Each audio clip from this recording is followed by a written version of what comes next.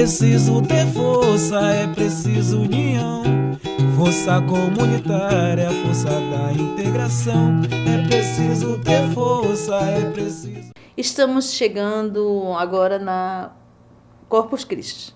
E nada mais do que trazer uma pessoa aqui que é uma pessoa que tem um projeto muito bom, ligado à igreja, não só a igreja católica, mas esse projeto ele abrange todas as crenças e religiões. E a Pastoral da Sobriedade, ele é um projeto que ele precisa ser mais que amplificado. Ele não tem que ficar só na nossa cidade, só no nosso bairro. Ele tem que mais pessoas abraçar esse projeto, mais pessoas abraçar o Tadeu, mais pessoas abraçar, porque a gente precisa muito desenvolver o amor, o companheirismo. Tadeu? É um prazer estar aqui, Socorro. Agradeço por essa oportunidade, né, de exatamente nessa quebrar paradigma e levar informação para quem mais precisa, né? Sim, precisamos divulgar muito essas informações. Nosso canal, nosso intuito é esse, é divulgar às pessoas o que na nossa cidade tem, pessoas que fazem esse projeto voluntário, faz com amor, e que a gente precisa abraçar mais essa causa. Tirar um tempinho do nosso dia a dia, dos nossos afazeres e olhar para o lado e ajudar quem está precisando. Tadeu, como que a Pastoral da Sobriedade, onde que ela funciona exatamente o núcleo agora ela está funcionando? A Pastoral da Sobriedade é um grupo de autoajuda, né, que se desenvolve através de 12 passos, e nós estamos aqui na paróquia de São Cristóvão, né, na segunda e terça às 19 horas. Na segunda-feira nós temos o grupo terapêutico e na quinta-feira nós temos a reunião onde tem o familiar e o dependente juntos, né? Acho que é importante ou escutar um pouco o outro, né? Além disso, nós temos conselheiros, né? Nós temos trabalhos com conselheiros, temos um trabalho também com psicólogos, isso abrange todas as áreas. Como é uma instituição dentro de uma igreja, mas não é uma instituição doutrinadora, as pessoas às vezes confundem religião com doutrinação, né? Com religiosidade. A sobriedade é o caminho que nós aprendemos de um programa de vida através do Evangelho. E nas dificuldades a gente usa a parte técnica também, né, dos profissionais. E além disso, dependendo da necessidade, dependendo do quadro que ele nos apresenta, a gente usa a rede também, que são as comunidades terapêuticas católicas e às vezes evangélicas. Por quê? Não tem denominação lá dentro. Como é a Bíblia, além da parte técnica, todas as denominações praticamente têm a Bíblia, né? Os espíritos têm a Bíblia, os evangélicos têm a Bíblia. Então a gente fala uma linguagem só. Às vezes as pessoas, não, a igreja católica eu não vou. Mas lá Pastoral é um grupo de autoajuda, é uma instituição que faz parte da Federação Nacional de Comunidades Terapêuticas Católicas. Então tem CNPJ, tem estatuto, tem regimento, tem tudo aí. E você já vem desenvolvendo esse trabalho há quanto tempo aqui em Cabo Frio? Na Pastoral, há 10 anos que eu sou agente da Pastoral. E agora, em começo do ano passado, pela questão da violência, né, que foi a campanha da Fraternidade da Violência, e tem essa ferramenta bem situada, que é a Paróquia São Cristóvão, né, que todo ônibus passa ali em frente, né? Então, sim, o acesso a ela é fácil de se chegar. Não existe desculpa, né? Não existe desculpa para se chegar... Porque, às vezes, quando se coloca um projeto em algum lugar mais um pouco afastado do movimento, e a gente sente dificuldade nas pessoas, que eles falam, mas é afastado, é longe, para chegar lá é difícil acesso. Praça de São Cristóvão, na igreja católica ali, a igreja de São Cristóvão. Então, não tem dificuldade, não tem erro. Chegou, achou a igreja, né? Porque nós trabalhamos nas comunidades muito carentes. Então, você para gastar R$10 de passagem, às vezes fica muito pesado. E às vezes leva um familiar, já é R$20. Isso para eles fica uma situação muito pesada. E nós estamos abrindo, querendo fazer em Jardim Esperança também, abrir uma frente lá na paróquia lá do Padre, e também em São Pedro, na paróquia lá em São Pedro. Né? Então, é ampliar isso, porque a questão da violência no ano passado está gerado muito, né? As pessoas falam muito de violência, de tráfico, de tudo. Eu sempre coloco que o sistema está funcionando porque alguém alimenta dinheiro nele. Sim. E quem alimenta o dinheiro nele é o usuário. Não é porque ele quer, porque ele necessita. Ele é um doente, tem um transtorno mental, não tem controle sobre aquilo. E nós não temos ferramentas com a larga escala, com essa mudança, inclusive, da lei, que mudou agora a lei, né, com o Osmar Terra, de ter uma estrutura que possa resolver o problema, recuperar o indivíduo, né, tratar, recuperar e reinserir socialmente. Porque com essa mudança na lei, e hoje nós ainda temos várias pessoas da nossa sociedade, amigos, parentes nossos, que quando vê uma pessoa que é envolvida no uso das drogas, mesmo a bebida, até o cigarro, ele acha que é uma coisa normal. Não é, gente, é uma doença. Não é a pessoa começa por querer, ponto. Mas isso vira um transtorno que muita gente tem a dificuldade e não consegue parar de usar droga sem ajuda, não consegue parar a bebida sem ajuda, não consegue parar o cigarro sem ajuda. Isso vira um transtorno na vida da pessoa. E não só na pessoa, mas acaba envolvendo toda a família. Se você notar, você está falando, puxando o ambiente todo, né, que nós trabalhamos vários fatores dentro desse indivíduo quando chega, né? Uhum. Os fatores que estão em volta dele, comunidade, família, trabalho. Se você notar, hoje, por uma estatística, 12% da população de Cabo Frio é usuário de droga. Você imagina quanto dá isso aí? Sim. 25 mil, mais ou menos, pessoas hoje usam droga. Tanto droga lícita como ilícita. Aquela história, droga, o que é a droga? Substâncias psicoativas. Onde se vende substância psicoativa? Não estou falando de cocaína, maconha, estou falando de substância psicoativa. Sim. A substância psicoativa tanto vende numa drogaria, sim, como vende no tráfico. O efeito é o mesmo. Tá? Ela é proibida porque ela causa sequelas maiores do que é vendido lá, que é sob controle médico. Sim. Mas às vezes nem isso é controlado mais, né? Não tem, nem isso eles estão conseguindo controlar mais. Então, como nós entendermos que usar droga é porque eu não consigo lidar com a minha realidade, se eu tomo remédio para dormir porque eu não consigo me desligar para dormir, o dependente químico é exatamente isso, né? Por algumas questões ele provou aquela droga, ou foi oferta, grupo social, alguma coisa. Se aquela droga fez uma coisa boa com ele, ou representou alguma coisa emocionalmente para ele repete. Sim. Tudo que dá prazer a gente repete, não repete? Comer um doce, gostou, repete? Ou você quer mais, né? Você quer mais. E gera o prazer, gera o relaxamento, gera o estímulo. Me sinto bem com aquilo, eu repito.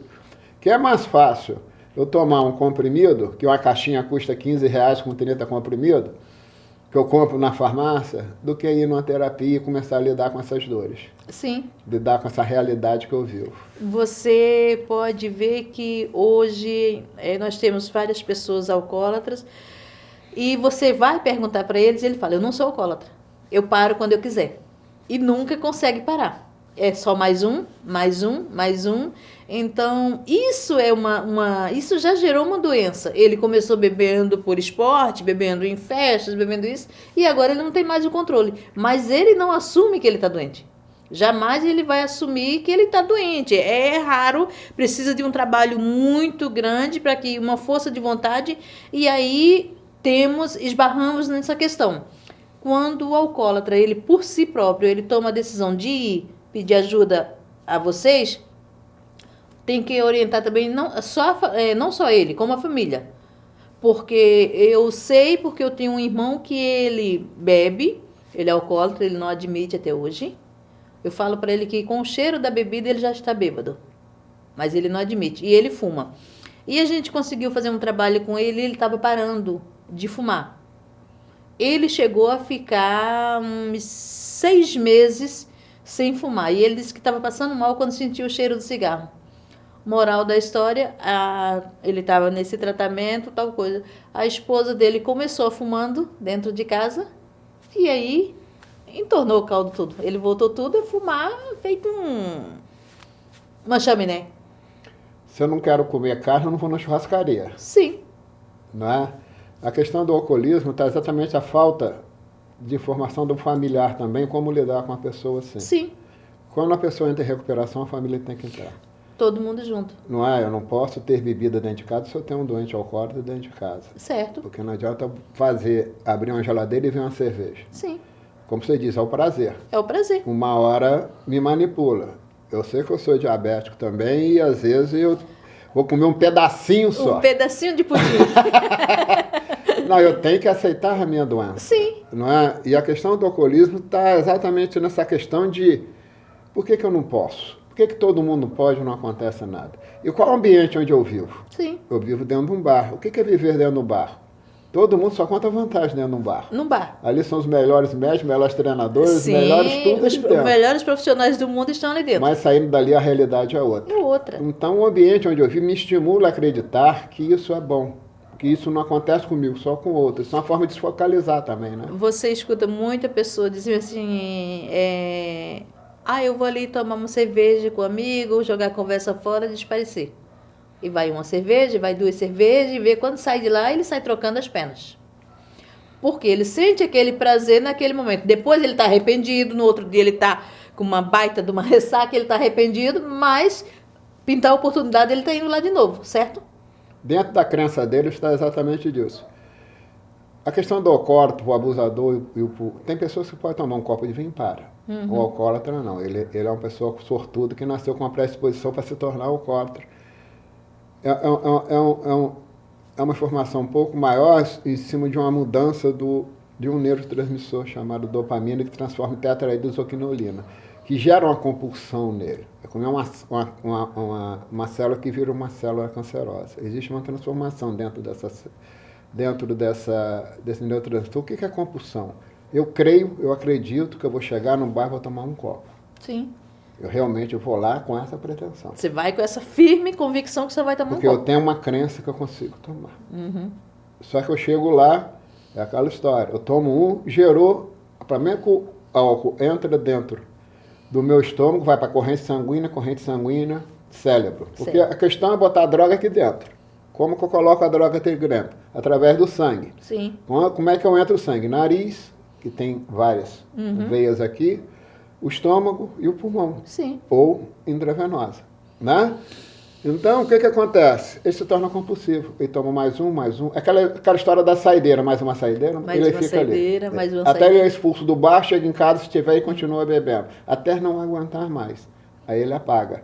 Que o processo do álcool, criado dentro, os adolescentes estão bebendo mais, que ele tira, como é uma droga depressora, ele desliga o sistema nervoso. Não é como aquele, ele dorme que desliga. Sim. Ele acalma porque desliga. Ele tira a censura e começa a falar. Ele tira a censura e começa a dançar. A timidez dele é Acabou tirada. a timidez. Ele vai cantar uma mulher, não tem coragem, toma que aí... Toma uma Já foi cantada por um bêbado? Várias vezes. Já, várias vezes. E no outro dia o cara vira a cara, tem uma vergonha de você dançar. Dependendo, nem olha pra gente. Se você está num evento, num lugarzinho assim, um barzinho que você chega o cara, você vê o cara, conversa, quando ele toma uma cerveja, uma cachaça, ele vira outro completamente. Tem cada cantada maravilhosa do dia a dia para cantar no outro dia, ele nem olha para você. Nem olha. Não é que eu chego no... Para mim, quando eu provo aquilo me dá alguma coisa, me dá uma ferramenta, um prazer de alívio e de relacionamento, né? E os jovens estão bebendo mais cedo exatamente isso. Sim. Porque a internet ele não se relaciona pessoalmente, olho no olho, ele não sabe fazer isso. Ele sabe ali, né? Sim. Mas ali, olho no olho, conversar, ele não sabe. E aí você escuta hoje, até hoje, a gente já escutava isso antes, agora você escutou os adolescentes. Pô, eu vou marcar com a mina, tomar uma cervejinha, tomar uma coisa para animar. Animar. Tirar essa cultura, né? De só consigo me divertir se beber. Se beber. Se você olhar as propagandas, né, as 3 maiores paixões nossas é patrocinado por cerveja. Futebol, tá passando aí patrocinado por cerveja. Carnaval. Patrocinado por cerveja. Não é? Então, se você olhar a música patrocinada, show, essas coisas por cerveja. Se você olhar as paixões, nossa, é bebida. Então, ele estimula você a criar. Eu só pulo carnaval se eu beber. Eu só vou me divertir numa festa se eu beber. Você escuta hoje muito no dia a dia, nós, a gente escuta mesmo falar, vamos sair, vamos ali, tem uma festinha. Não vou não, estou sem dinheiro para tomar uma cerveja, então não vou. As pessoas criaram um mito que ele não pode sair para ir uma festa de rua, uma festa junina, uma festa de coisa. Se ele não tiver dinheiro para ele comprar a cerveja dele, para ele comprar a cachaça dele, para ele comprar a bebida dele, o energético, ele não vai sair porque ele não tem isso. Ele não... Antigamente, entendeu? Nós tínhamos essa festinha de rua. Nós íamos, ficava olhando, brincando, conversando, se distraía. Era um distraimento. Agora não. Agora a pessoa só sai, só vai para aquela festinha ali se ele tiver dinheiro para tomar cerveja. Senão ele não sai de casa. Que ele tinha uma vida igual a sua, que você colocou. Mas quando a bebida entrou, aí entrou na parte, né, da idade, né, a partir dos 12, agora está chegando 8, né, da adolescência, como é que eu lido com o outro? Como é que eu lido numa festa? Né? Então, quer dizer, eu tenho que me adaptar a esse mundo. Então, eu tenho que largar esse mundo, que não me interessa mais, e mudar para outro mundo, onde a bebida está com pessoas que bebem. Sim. Então eu crio com a crença que aquele mundo é o ideal. E se aquele mundo só é ideal se tiver a bebida. É porque você via que não era tão tempo longe atrás, que não somos tão velhos assim, mas a gente via que a gente tinha as festas juninas nos bairros, a gente ia, eu pegava a nossa família, ia, filhos, netos, todo mundo, irmãos, ia todo mundo para curtir aquilo. Encontrar os amigos, conversar, tal coisa, sentar, olhar aquelas brincadeiras. Agora não. Vamos numa festa junina. Ah, mas eu não vou sair hoje não, porque não tem dinheiro para tomar cerveja, porque não saiu o pagamento, porque não tem dinheiro para isso. Gente, a pessoa está sendo movido pela bebida. Ah, eu vou ficar lá olhando a cara dos outros tomar cerveja. E a sua conversa fica onde? Só tem cerveja naquela festa? Só tem cerveja numa praia? Sim. Acho que não tem outras coisas. A grande questão é essa, Socorro. Quando a gente entra em tratamento ou entra em recuperação, um programa de vida nova, é exatamente tirar desse mundo e readaptá-lo de novo àquele mundo anterior. Sim. Dizendo que na praia tem outras coisas para se divertir, além de um quiosque. É. Na festa eu posso conversar, dialogar, conversar, dançar. Sim, sem precisar beber. Dela. Eu tenho que lidar com essas questões. Eu tenho que viver num mundo novo que é possível. Tem tanta gente que faz isso, por que eu não consigo? É isso que a gente tem que levantar. Eu vou aprender lá a viver com isso. Nós vamos à festa que tem cerveja, nós vamos à festa que tem música. O grupo sai para várias coisas, né? Nós estamos agora Corpus Christi, domingo tem festa junina lá, semana que vem tem festa em São Pedro, nós fomos em Santo Antônio lá. Eu ia te convidar para você ir, para você fazer uma promessa, alguma coisa. Ele que fez o convite. O problema, aí eu vou usar desculpa. Faltou dinheiro para comprar a vela do meu tamanho. Para ver se Santo Antônio resolve o meu problema, né? Não, você tem vários tipos de atividade, né? Quer dizer, Corpus Christi amanhã cedo, 8 horas. Amanhã vai ter o tapete, confecção do tapete ali na Praça São Cristóvão. Da Pastoral Sobriedade. A Pastoral Sobriedade. Começa... 8 horas da manhã. 8 horas da manhã. Procissão. A procissão. Isso. Depois a gente sai dali, vai ali, toma um sorvete, bate um papo na praça. Quer dizer, um estilo de vida nova. Não quer dizer só isso. A gente vai a shopping, a gente vai a cinema. A pessoa que se adapta à vida dela, como você falou, a bebida, a droga, deixa de ir essas coisas. Deixa desse divertimento. Eu sei porque eu já convivi com isso muito na família. E eu venho de uma família Eu sou do Nordeste, sou nordestina. Nada disso que você é. Nada, nem parece. E nós lá temos aquela crença, São João, Santo Antônio, São Pedro, as festas juninas, as festas de rua mesmo, os forrós, as festas. E nós fomos criados nesse sistema de a gente sair para encontrar os amigos, para encontrar os pessoal, conversa, bate papo. E hoje em dia, lá mesmo, a juventude está tão diferente. Eu tive lá, acho que 2 anos, 3 anos atrás, não me lembro, e eu calhei de pegar a festa, uma das festas juninas. Não deu tempo de chegar no Santo Antônio, que era para pedir um casamento, mas cheguei no São João. Cheguei no São Pedro, final do mês, que aí tem aquela disputa de quadrilhas, que é muito bom. E aí eu fui naquela intenção de encontrar meus amigos de infância, isso e aquilo. E aí eu cheguei na casa de uma tia minhas filhas notaram, vamos, gente, não, eu só vou porque você está aqui, mas eu não estou querendo ir não, porque não tem dinheiro para beber, que não tem dinheiro para isso. Aí eu falei, tipo assim, até aqui. Eu pensei que isso era só em cidade grande, não cidade do interior. Então, quer dizer, a internet, a crença está tão grande em cima dos aplicativos que a juventude hoje está com uma cabeça totalmente voltada para só vou sair se eu tiver dinheiro para beber. E qual a parte sua de divertimento pessoal, de relaxamento? De qualidade de qualidade de vida. Na minha época, eu só estava aqui, eu tomava banho de rio, pescava. Sim. e não tinha internet. Hoje tem, ninguém faz isso. Não. Então, Hoje... fica preso naquele quadradinho, naquele mundinho de um celular. Sim, e com isso, nós estamos criando os nossos filhos, nossos netos, voltado para isso, e, vai para uma festinha, vamos tomar um, como é que fala? Energético. Essas bebidas que eles dizem que não tem álcool. O ice, que não sei o que. A gente vê hoje em dia as crianças tomando isso.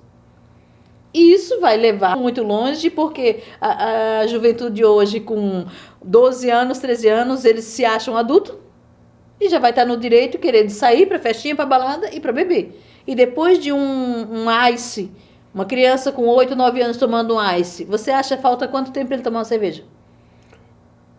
Ice não tem álcool. Mas tem uma substância psicoativa chamada Sim, cafeína.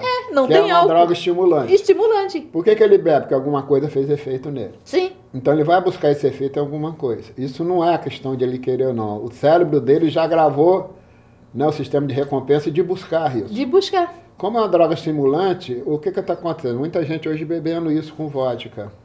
Isso está um perigo danado. Porque como a droga é depressora e começa a desligar, o bêbado chega o bêbado não, o alcoólatra ou qualquer pessoa que beba álcool, chega numa festa aqui. Toma um copinho, e aí, como é que é, né? Toma o segundo, já está dançando. No terceiro dia, já quer tirar a roupa. Assim, chega no quarto, apaga. Ele desliga. O que ou a cocaína ou o energético, né, que a cafeína faz? Não deixa ele fazer isso. Sim. Só que tem uma questão. Ele vai aumentando a dosagem, porque ele não consegue parar, porque ele não desliga, então ele começa a beber, mas consequentemente desenvolve o alcoolismo cada dia mais cedo. Que o usuário de droga que eu digo é a cocaína. Fala substância psicoativa que fica mais bonitinho. Mais bonito, substância psicoativa. Aquelas pessoas que são usuárias disso, começa com um cigarrinho, e aí faz aquele efeito. Daqui a pouco, um cigarro já não faz mais, passa para o segundo, e vai para 3, vai para 4, e hoje em dia você vê pessoas que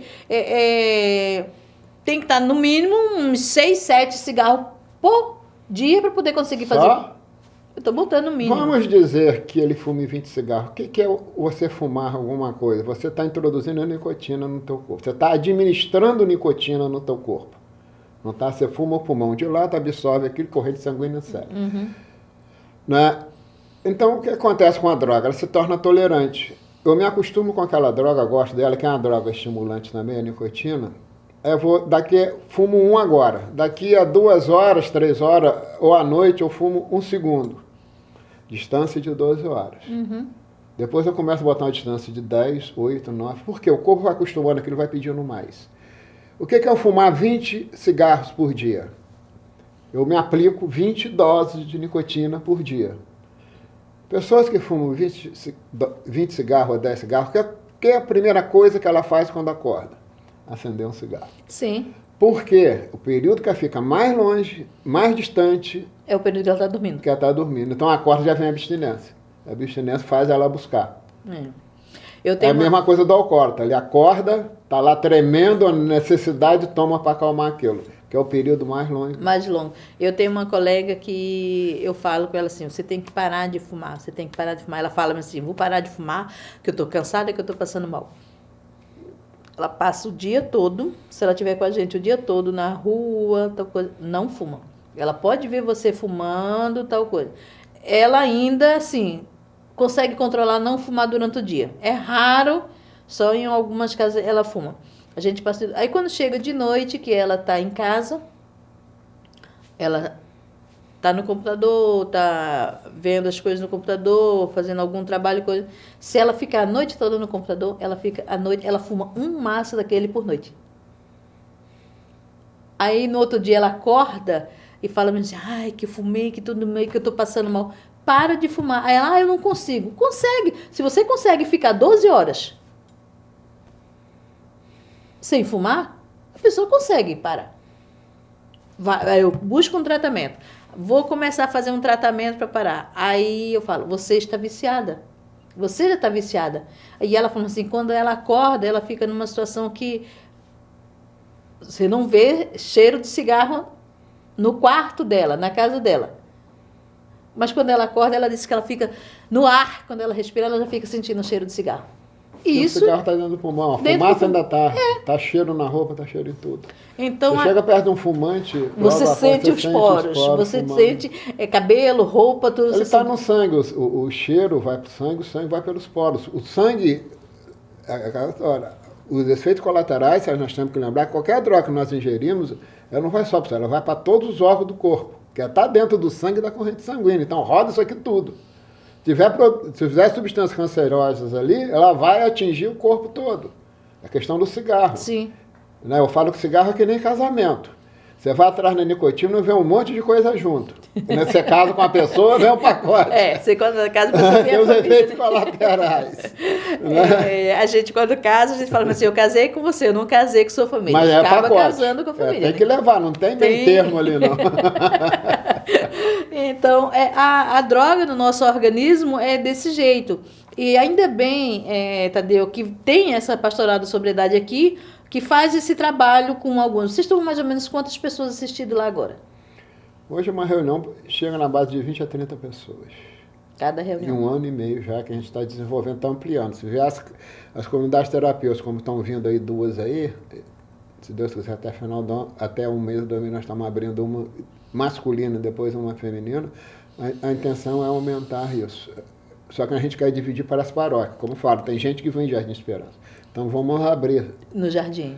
Nós atendemos São Pedro, nós atendemos Arraial do Cabo, nós temos uma demanda muito grande aqui. É porque a gente aqui em Cabo Frio é que nem a gente falou no início, a gente tem uma certa dificuldade, a pessoa dizer, é longe, tal coisa. Mesmo que seja na Praça de São Cristóvão, mas se a gente conseguir abrir uma comunidade ali na igreja, na paróquia de Jardim de Esperança, no Grande Jardim de Esperança, a gente vai absorver aquela maioria, aquela região toda lá. Porque é mais fácil a pessoa, o indivíduo, ele sair dali do Jardim Peró e ir para o Jardim Esperança do que ele vir para cá, para Cabo Frio. O tempo, né? O tempo. Então ver o custo, né? Sim, também ver o custo. No segundo distrito, falando a nível de Cabo Frio, no segundo distrito, colocar, porque como é que vem até aqui? São Pedro, né? Você vê tem gente do Alecrim que está indo lá, tem gente... Sim, e se faz ali no Jardim Esperança, algumas pessoas do Alecrim já pode ali que é perto. Já pode ali que é perto. Eles saem dali do Alecrim para vir para o Hospital do Jardim, então vem para o Jardim para tudo, eles já podem ir ali. Pode ir de bicicleta. De bicicleta, alguma coisa. Se abrir, então quer dizer, um ponto-chave para vocês é abrir ali no Jardim Esperança. Porque aí vai conseguir abranger um número maior de pessoas. Nesse lado de São Pedro, além da paróquia de São Pedro, nós já temos Campo Redondo, vamos abrir na São João Batista. O problema de abrir, como você fala, não é querer, não. É ter gente para fazer esse trabalho voluntário. Com disponibilidade. Porque esse é um trabalho voluntário e é o que eu falo, a gente precisa dedicar uma horinha do nosso dia, 2 horinhas para fazer um projeto desse, que não só ajuda a pessoa em si, mas nos ajuda também. Porque quando a gente vai para uma palestra dessa, ou vai ministrar uma palestra dessa, um grupo desse, eu estou ouvindo você, mas eu também acabo sendo ouvida. É um aprendizado mútuo, porque você vai... Terapia do espelho. Sim. Você ouve outro dependente químico, como você já... Aqui eu falo com o familiar... Será que seu filho ou seu marido já ouviu você falar do que você sofre para ele? Em cima dessa atitude? Ele muda o comportamento perante. Eu não falo dele, eu falo de mim. Sim. Então, às vezes, lá eu estou ouvindo minha mãe falar para mim, minha esposa, minhas filhas. E também estou ouvindo outros dependentes químicos. Eu sou um dependente químico. E vice-versa. Então, o familiar começa a ouvir também outro dependente. Compreender. E acaba aquele paradigma de safado, sem vergonha, ordinário. Não, ele é uma pessoa doente que está com o mesmo sofrimento que você. Porque a gente consegue ver, temos casos na família, que exemplo, você tem um alcoólatra na família, mas, porque ele é safado, cachorro, sem vergonha, isso, aquilo. Só que a mulher, ela tem outro vício, que o dele é da bebida, o dela é do comprimido. Está se drogando. Está se drogando. Quem não sabe lidar com a situação. Quem não sabe lidar. É a mesma coisa dele. Está fazendo a mesma coisa dele, só que de um modo diferente. De outro tipo de substância psicoativa. Que talvez seja até pior do que a dele. Então, quer dizer, isso que a gente tem que trabalhar na família. Vamos dar uma paradinha nos comerciais e a gente já estamos voltando. Preciso ter força, é preciso união. força comunitária. Canal 10.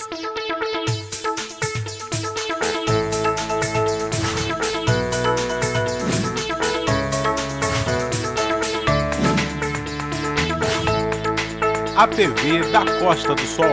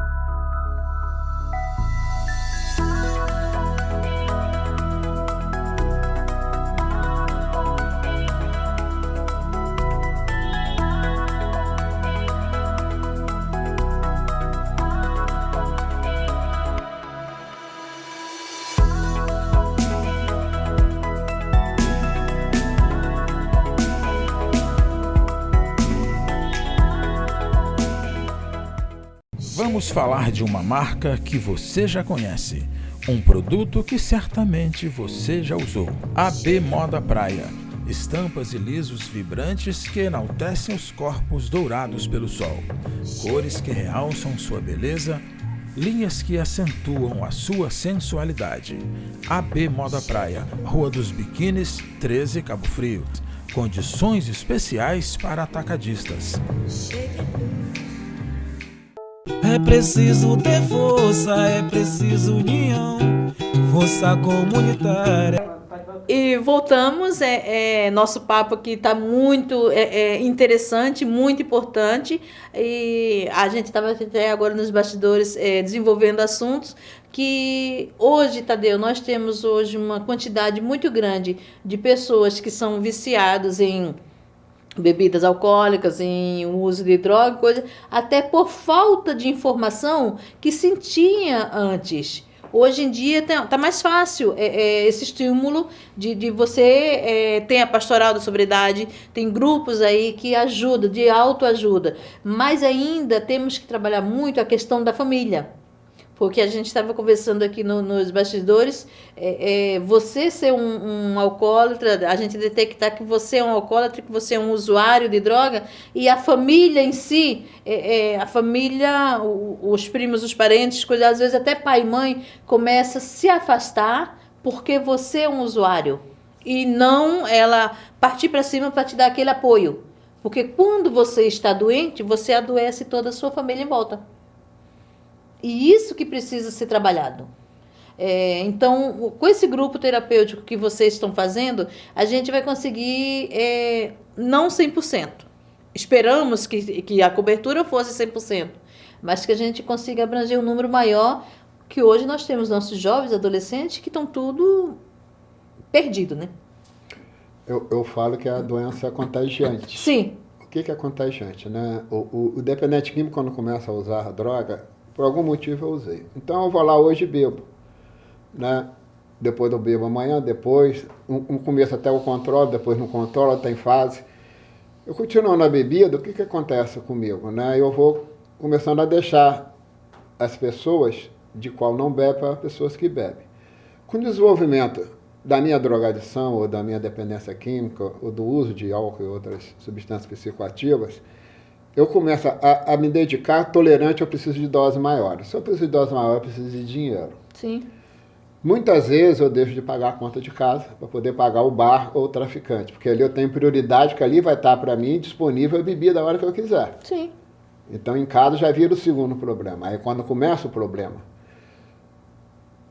acabo perdendo o emprego, porque eu não vou trabalhar por causa da bebida. Né?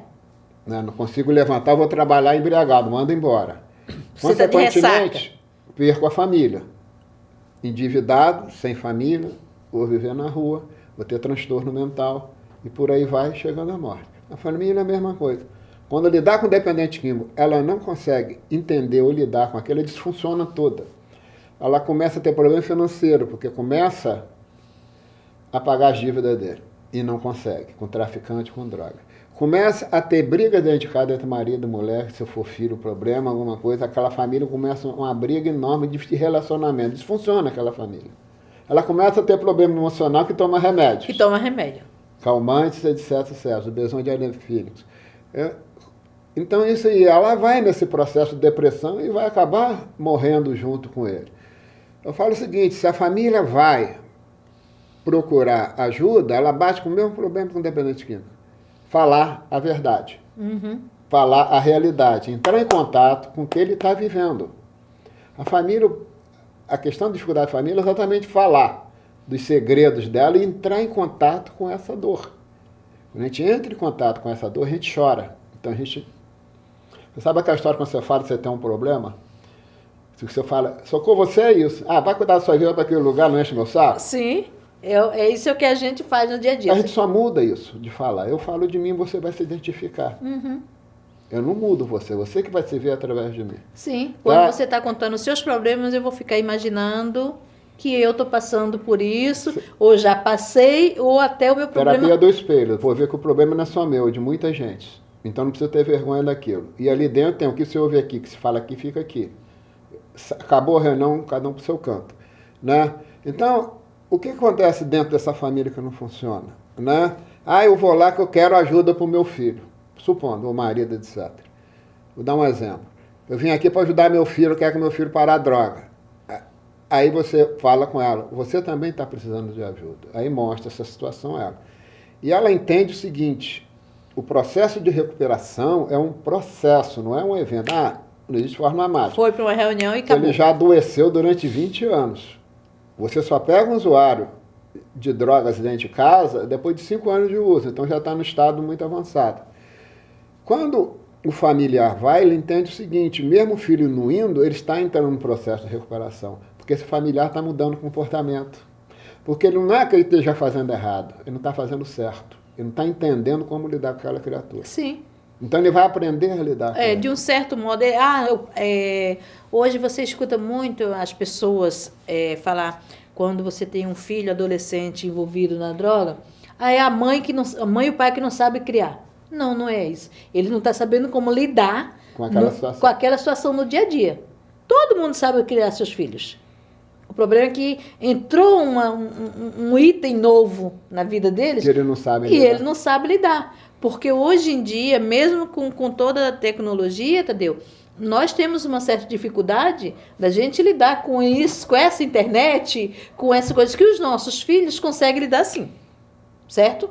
Então, eles aprendem muita coisa aqui diferente. E você vê que eles tratam a gente. Ah, você está ultrapassado, você está velho, você está coroa. O mundo é outro. Então, nós, enquanto família, temos que começar a lidar com isso. Entrar no modo que a gente aprenda a lidar com essa situação nova que entrou na nossa família.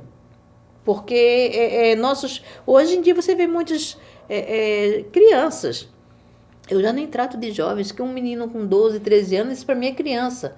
Mas ele está envolvido com as drogas. Ele está envolvido com drogas pesadas mesmo, com roubos, com isso e aquilo. É a mãe que não soube criar? Não. Ela sabe criar. É um item novo que ofereceram para ele na rua e ele está jogando isso dentro da família. E pai e mãe estão muito perdidos com isso. Vamos falar sobre prevenção? Sim. Vamos. Vamos imaginar o seguinte, né?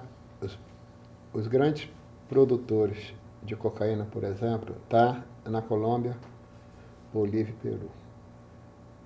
Aqui nessa comunidade que vendem droga é um problema social. Sim.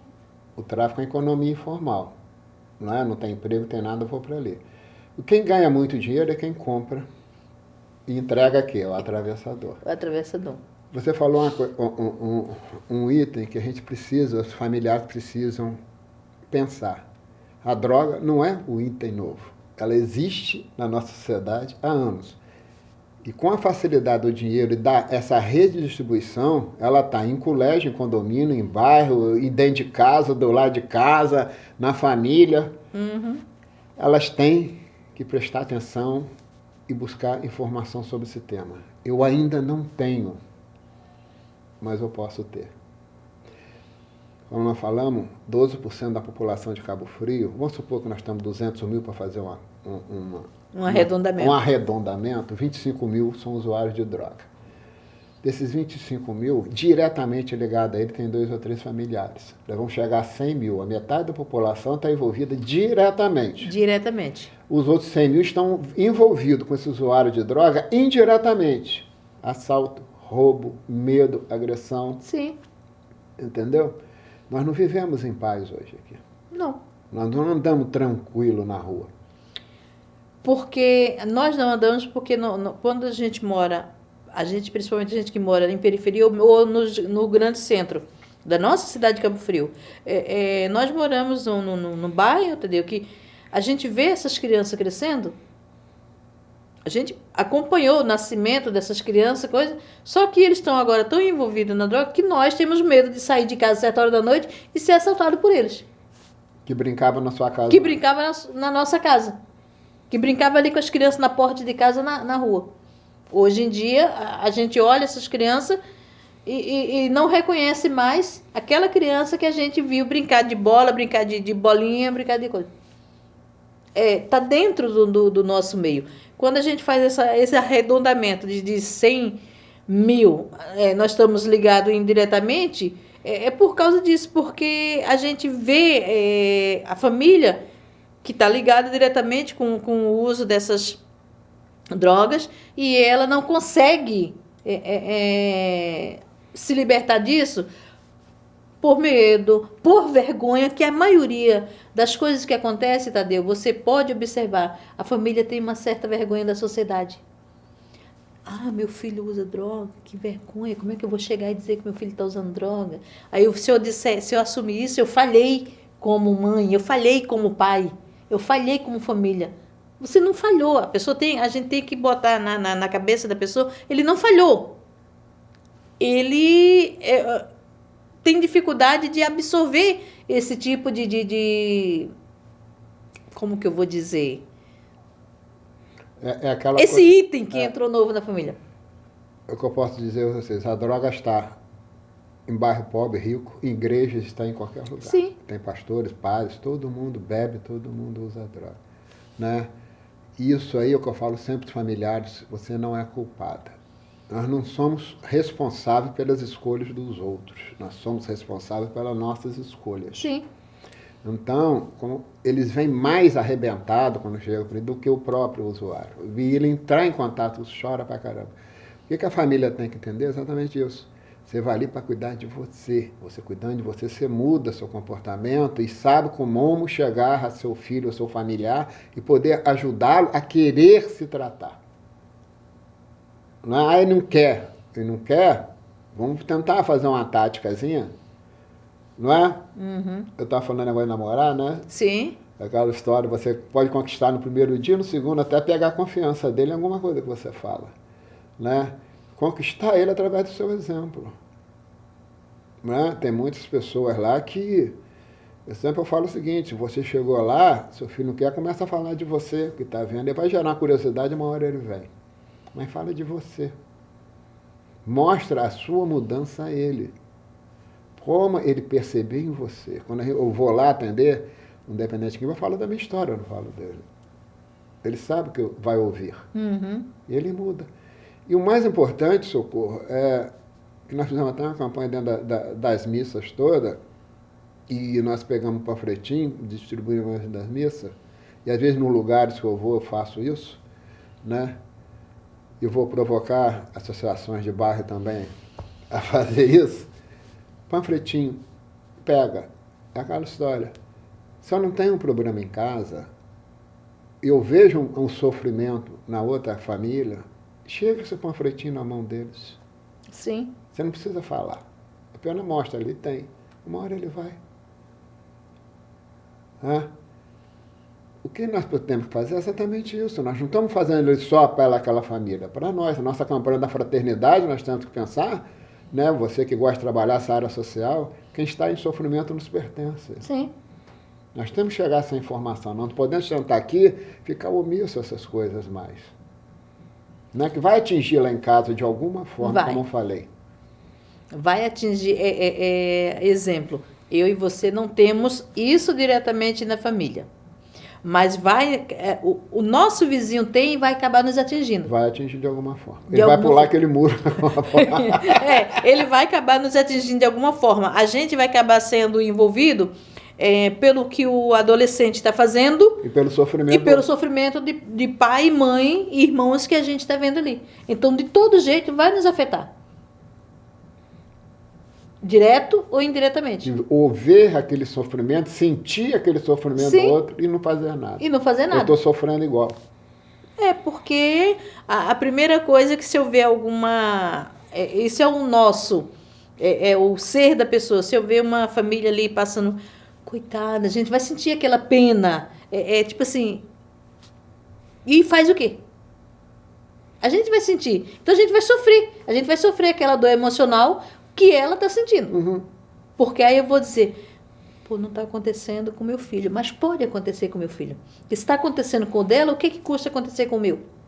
É contagiante. É contagiante. Quando um vizinho tem um filho com câncer, com alguma coisa, que perde, sente essa dor? Sim, Não tão intensa, mas sente. mas sente. Quando se morre um pai, uma mãe, um filho nosso, ou de um vizinho, a gente vai sentir a dor. Do mesmo jeito que a gente convivia com aquela pessoa.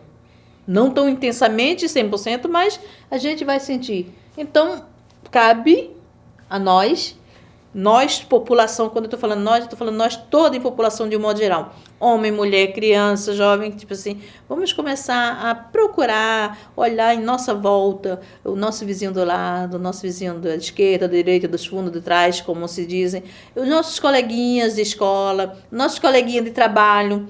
Vamos ser mais amigo. Quando o Tadeu fala a terapia do espelho, eu não preciso estar literalmente ótimo. Quem tem o problema físico ali do uso da droga, a gente está num grupo terapêutico, mas quando nós temos nossos problemas pessoais em casa, e quando a gente tem um grupo, um amigo, que a gente pode, uma pessoa, um assistente social, um psicólogo, um amigo, que a gente possa conversar, vamos fazer a terapia do espelho, porque quando ela está contando o problema dela, eu vou me lembrar que eu tenho o meu problema, pode ser até pior do que o dela, ou maior. E às vezes em uma conversa a gente consegue se ajudar. Ou menor do que ela. Ou menor do que o dela. Poxa, como ela sofre e está assim agora. Como é que ela conseguiu sair disso? Eu vou conseguir também. Isso é a fé, é a esperança. Sim. Isso pode dar certo para mim também, se deu certo para o outro. Né? Como falou, se você não tinha coisa muito íntima que não quer botar no grupo, tem psicólogo, tem pessoas que atendem separadamente, mas você precisa tirar isso de dentro de você. Sim. É aquele negócio. A dor funciona quando o coração não funciona. Não funciona. Tem que botar o amor aqui dentro. Por isso eu tenho que tirar essa mágoa. Toda a minha história de vida, eu só fui interiorizando. Mágoa, e vai virando, como que diz, o coração de pedra. Um coração de pedra. O cara não tem sentimento. Então vamos buscar esse sentimento. Sim. Ele está anestesiado, está congelado, está engessado. Dependentes químicos, sim, ele não tem sentimento mais. Que tudo está dopado. Uhum. Tudo está... Para ele tudo tá bom. Eu tenho que tirar a droga para isso aqui... Estimular. Estimular é um exercício. Eu falo que a fisioterapia dos sentimentos do cérebro. Exercitar isso de novo. Uma coisa que ele já perdeu. Porque todo mundo nasce e a gente vai adquirindo isso enquanto criança, enquanto adolescente. O amor dos primos, o amor dos pais, o amor de avós, o amor de tudo. E à medida que você vai crescendo no seu dia a dia, você vai acabando perdendo isso. E aí, que nem você falou, a droga vai engessando. E você vai... Os sofrimentos, as perdas no dia a dia, você vai criando aquela barreira e cria aquela barreira. Você perde o amor próprio. Perde. O familiar também. Ele Sim. deixa de se cuidar, ele deixa de passear porque tem vergonha do outro, deixa de fazer as coisas, também se reprime dentro de casa e começa a tomar calmantes. Sim. Para anestesiar. Para dormir, eu não consigo dormir, eu vou ter que passar no médico porque eu não consegui dormir, é tanto problema isso e aquilo.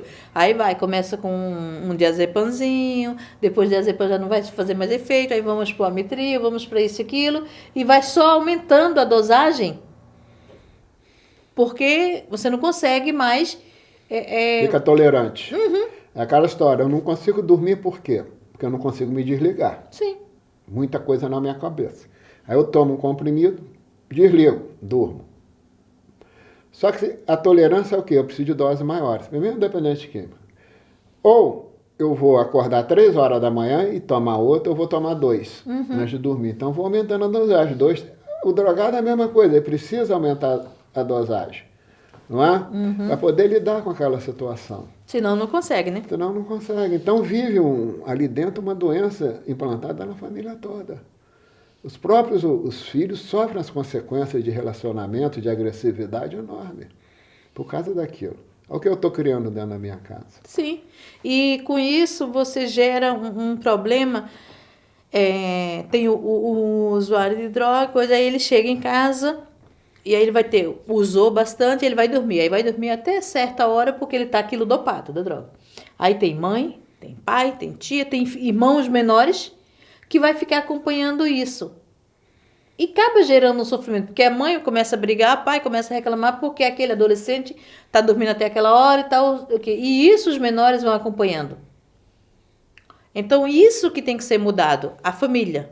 Primeiramente, eu. Depois, eu tenho que começar a mudar para poder eu conseguir entender o que é que meu filho, o que é que meu esposo, o que é que meu irmão está passando.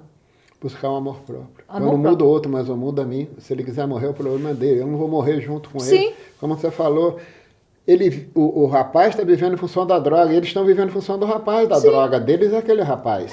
Então a droga é o dependente químico da família. É o dependente químico.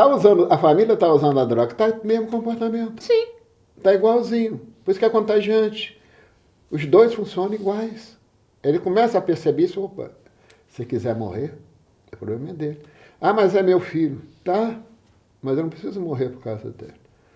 Eu não preciso ser, eu falo de galinha choque, botar ele debaixo do braço, pagar tudo. Ah, mas tadinho. Se ele não sofrer consequência, ele vai. Se você sofrer a dor, ele não para. Sim. Eu já conheço vários casos, como a gente trabalha muito com a sociedade. Eu conheci uma família que o filho, ele começou a se envolver com drogas, com coisas, aos 12, 13 anos, Tadeu, a ponto de ele, isso foi lá em Búzios, na época, na Rasa, ele chegou a ponto de ele bateu na avó, ele tentou matar o pai, porque ele precisava de dinheiro para comprar mais droga. E aí o que acontece? Aí conseguiram pegar ele, aí levaram para aquele instituto lá no Rio, como é que fala? De adolescente. Aí ele ficou uns meses lá. Quando chegou aqui, pai e mãe resolveram vender casa, vender tudo, para poder tirar ele. O menino saiu de lá, beleza, tal coisa, e voltou aqui voltou pior. Muitos da família começaram questionando. Aí cada vez que a polícia pegava ele, levava, eles pagavam advogado e tirava. Cada vez que levava. Aí ele mesmo um dia chegou, ele estava com seus 17 anos por ele, e falou assim, eu não estou esquentando, porque toda vez que eu for pego, minha família me tira. Facilita. Vou parar para quê? Só que a família já perdeu tudo. Como a droga dela. Tipo assim, a ponto dele começar tirando as coisas de dentro de casa. De vender bujão de gás, vender televisão, vender geladeira, vender tudo para poder suprir a droga. A família ajudando, se drogando também igual a ele. Só não fumava, mas estava... O marido que tem casa tem tudo, um monte de dívida, vende casa, vende tudo. A família está fazendo por causa da droga dela. O que ela tem que entender é isso. Eu gosto de falar muito para ele o seguinte, mas ele vai morrer. Gente, a gente só faz velório com defunto, não tem defunto, não tem velório. Sim. Né? Nós temos que dar um limite nele para ele sentir as consequências do ato que ele está tomando. Esse garoto aí não vai parar nunca. Não. A tendência é piorar, porque está fácil. Porque não está repetitivo. O que a família está fazendo dele não está repetitivo. Se você fosse usuário de droga, você parava? Não. Para quê? Para quê? Para quê? Qual motivo tem de eu parar de usar? Me diz o motivo que eu tenho para parar. Nenhum. Então. Eu estou tendo apoio. Você não sofrer consequência daquilo? E aí quando a gente questionava a mãe e o pai, mas é meu filho, eu não posso abandonar meu filho. Mas pode alimentar, você está matando. Eu tive um caso lá de uma mãe com uma filha. Estou com um caso lá exatamente essa dificuldade da família. A mãe tem emprego. Essa filha tem emprego, essa filha tem uma casa alugada, alugou hoje aqui. É lá em Jardim Esperança. E alugou aqui no centro. E está morrendo de alcoolismo. Está toda com problema de hemorroide, com problema de sangramento, né? E a mãe, o que a gente fala muito é exatamente isso. A mãe paga as contas delas todinho. O dinheiro que ela ganha do trabalho não vai trabalhar, só vai ser na ponta, que já é outra facilitação. Uhum. E a mãe dela fala, vai lá no cara lá do prédio, não, eu pago as contas todas, eu pago a luz, pago tudo. Eu falei com ela, vem cá, você não acha que está matando sua filha, não? Ah, mas eu vou todo domingo à missa e rezo e Deus vai mudar a situação. Não vai. Meu amor, Deus te ajuda a mudar. Ajuda. Agora você tem que fazer a sua parte. Sim. Ah, mas tadinha, não quero ela de casa, porque você está alimentando ela. Né? Então você vê que a família, de alguma forma, sem perceber, que não quer o tal do tadinho é uma tristeza. O tadinho. Eu tenho uma colega que o filho dela se envolveu com droga, coisa, ele ficou preso. E aí ela entrou em desespero. Os outros 2 filhos eram contra o que ela fazia e ela começou se endividando, Tadeu. Assim, eu tinha dó do sentimento dela. É meu filho, não vou abandonar meu filho. A família toda criticando. Ela pegava dinheiro emprestado para levar dinheiro para ele no presídio, para poder comprar as coisas lá, para isso e aquilo. E aí o que acontece? Ela teve que sair da casa dela lá no Tangará, porque avisaram que ele não podia mais voltar para dentro do Tangará, que ele não podia ir morar em tal lugar porque ele estava sendo ameaçado, e ela saiu, aluga casa num canto, aluga no outro. Aí eu falei assim, acorda para a vida.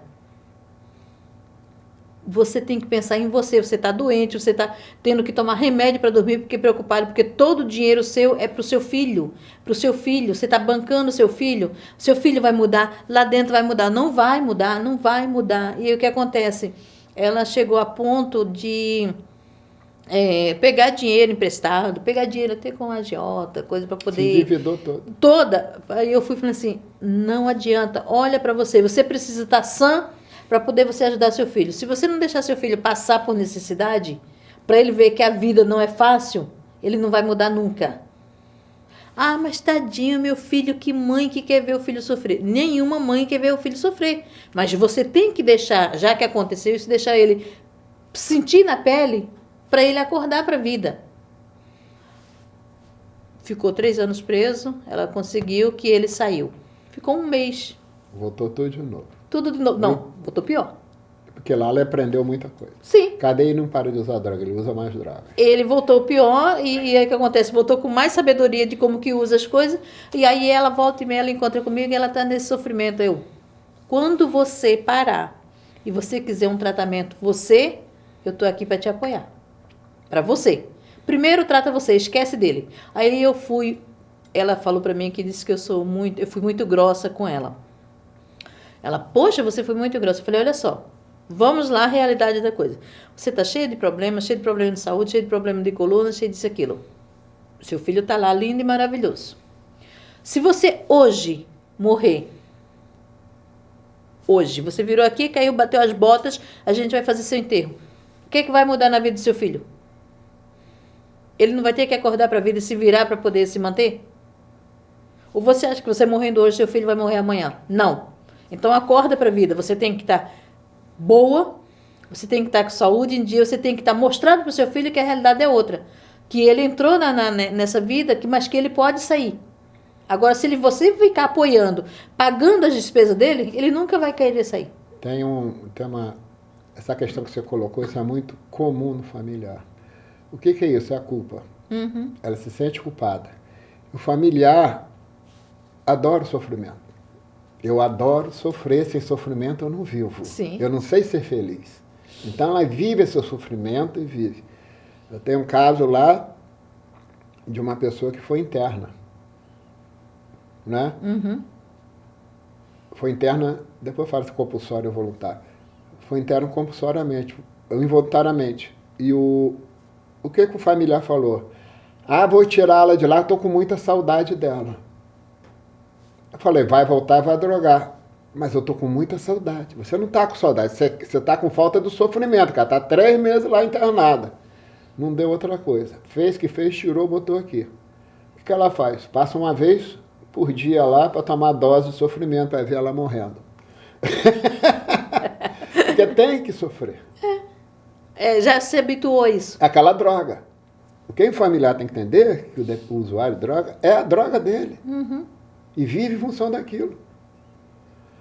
Mulheres que se relacionam com pai drogado vão casar com homens drogados. Se eu aprender a lidar com esse tipo de homem. Sim. Se eu largo esse homem drogado, eu vou buscar outro homem drogado. Aí eu vou falar um ditado que a gente sempre fala, que às vezes a gente encontra as meninas falando assim, você tem o dedo podre. Não, eu brinco com aquela história do... Eu brinco com aquela história do... As mulheres falam assim, por que só me relaciono com homem do usuário de droga? Olha no espelho que tu vai saber. Vocês têm uma anteninha dentro de vocês que vocês vão numa festa, tem 500 pessoas, vocês vão direto nele. Minha avó falava que quando a gente questionava, a pessoa não presta coisa. E a minha ex-cunhada ela dizia, vocês têm o dedo podre para coisa ruim. Vocês vão direto. Tem tanto trabalhador, tem tanta pessoa, mas vocês só olham aqueles bonitinhos, aqueles drogadinhos, coisa. Vocês têm o dedo podre para coisa. Como o usuário só sabe viver naquele ambiente, no tipo de pessoas que estão em volta dele, o familiar também. Sim. Aí eu sempre questionava isso, eu escutava minha cunhada falando, tanto garoto bom, honesto, trabalhador aí, que não se envolve com nada, querem namorar, mas ela só quer aqueles bonitinhos, aqueles com como é que fala, o short lá no meio do joelho, a polpa toda aparecendo, cabelinho cheio de brinco, de piso e aquilo. Ela só quer aquele. Ela não quer um cara trabalhador que está ali com os pés sujos de massa, de cimento, disso, aquilo. A codependência é o companheiro dependente químico, né? Você fala que a doença é isso. E elas são apaixonadas, exatamente, né? Aquele homem que chega chorando. Ai, é o baterista da banda, tá lá atrás, tadinho. Tadinho, o famoso tadinho. Esse homem que eu quero. Aquela mãezona. Entendeu? Então eu vou buscar isso, que eu tenho esse papel de mãe. E você vê cada caso absurdos. Sim, hoje em dia a gente já nem estranha mais. Quando a gente fala assim, outro dia eu estava conversando com a gente estava numa roda de conversa, e eu falei, gente, hoje em dia nada mais me surpreende. Aí, depois, quando eu vi um caso, eu falei, realmente tem coisa que ainda acaba surpreendendo a gente.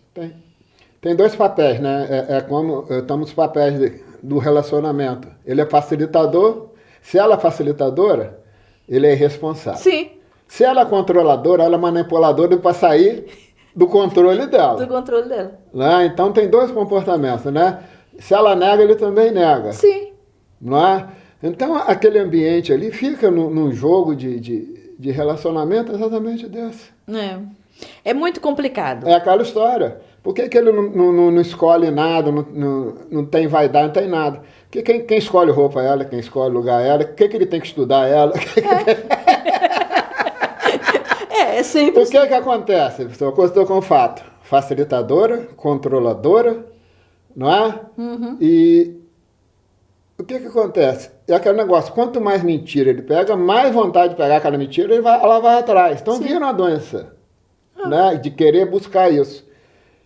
Quando ele se muda, vai para tratamento, ele deixa de ser mentiroso, manipulador, quer o espaço dele, ela não sabe lidar com isso. Não sabe. Que tem que arrumar alguém para facilitar. Tem que arrumar alguém. Aquele papel, larga ele que está em recuperação para procurar outro igual. Procurar outro igual. Para ter outro papel. E se ela entra em recuperação, ele vai ter que entrar também, senão não aguenta. Porque ela vai mudar o comportamento dela perante ele. Sim. Mentir o problema dele, eu vou cuidar da minha vida. Não vou discutir mais com ele. Não vou facilitar mais nada, vai ter que pagar tudo seu. Tá. Ele começa a sofrer as consequências do amadurecimento. Ele tem que amadurecer. Eu não posso ter um cara dentro de casa com 40 anos com comportamento de 14. Sim. Mas ela gosta disso. 90% das mães faz esse trabalho. Eu até brinco que marido é filho agregado, né? Você tira da mãe para fazer o mesmo papel. Por isso vocês são dona de casa, a gente só dorme. Por isso, não é porque que a gente não quer, é que vocês não deixam. Porque o papel que vocês fazem é exatamente isso. E nós ainda brigamos com as nossas sogras, que quando elas dão palpite, aí fala mesmo assim, quem está casado com ele sou eu, não é você. Eu agora sou a esposa dele. Isso a gente briga com... Por isso que ninguém gosta de sogra, sogra não gosta de nora, Não. porque cada uma quer... Sogra não gosta de nora e vice-versa, porque uma quer ensinar a outra a cuidar do filho. A sogra, o tadinho do filho. Mas Tadinho filho do único é uma tristeza. Sim, tadinho do meu filho. Tem E que a saber mulher cuidar. quer levar ele do jeito dela, tirar do que a sogra criou. Tirou da vida dela, Sim. dessa mulher. O que ela fica do ninho vazio dela? Ela não sabe como lidar. Não. Vamos lá, entendeu? Amanhã, 8 horas da manhã, o tapete de sal na De Praça sal. São Cristóvão, Isso. da Pastoral de Sobriedade. Isso. Segunda-feira, Segunda-feira nós temos um ciclo de uma palestra, né? Acho que é importante aí na linha das pessoas entenderem evangelização através de 12 passos para chegar à sobriedade. sim. Isso vai ser feito com a freira, porque Lúcia, ela é freira, religiosa e psicóloga, tudo misturado. Então é bom para os profissionais que não aceitam o evangelho e para os evangelizadores que não aceitam os profissionais. Os profissionais. Então vai ouvir uma pessoa que está dos dois lados. Que é dos dois lados da... Tá? E na quarta-feira, dia 26, nós estamos o bispo Dom Luiz lá na Câmara, não sei que vai caber todo mundo, falando sobre políticas públicas, uma palestra. E a pastora vai receber moção de aplauso. E, tá? A quem quiser vir nos conhecer, assistir, nos convidar para palestra, qualquer coisa, Paróquia São Cristóvão, de toda segunda e quinta, 7 horas da noite. Meu telefone é 99914-3450. Se esquecerem que meu telefone ninguém me convida para churrasco, só para descascar abacaxi. Só ir no Google, Paróquia São Cristóvão, tem o telefone da secretaria, fala Pastoral Sobriedade que eles passam meu telefone. Então não tem desculpa para esquecer. Não tem desculpa para esquecer. E amanhã de manhã, nós temos já o nosso famoso tapete de sal aqui em Cabo Frio. Temos no centro de Cabo Frio, São Cristóvão, Jardim Esperança, Tamoios, tudo. E não esqueçamos que amanhã, 8 horas da manhã, o tapete da Pastoral de Sobriedade aqui na Praça de São Cristóvão. Mas aquela parte ali está sendo tudo fechado para poder fazer o tapete. Vamos acompanhar, vamos ajudar. E lembrando que a gente tem a Pastoral de Sobriedade que funciona na Paróquia São Cristóvão. Breve vamos ter no Jardim Esperança e em Tamoios, certo? E agora também já está funcionando em São Pedro, né?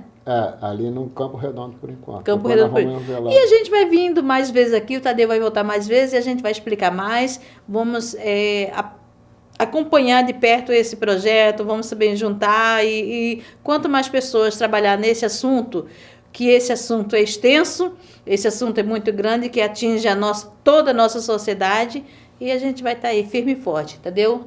Obrigado. Eu sempre gosto de uma frase que eu fiz, nos ajude a ajudar, Sim. né? Trabalhando junto nós somos mais, é isso mesmo. E obrigada a todos.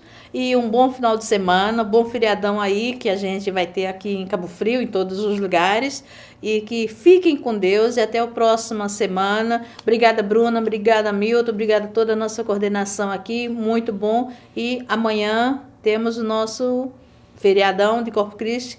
Vamos a esse tapete de sal e vamos olhar com um olhar diferente para o nosso vizinho, nossos amigos, nossos colegas. E bom dia a todos. Ok.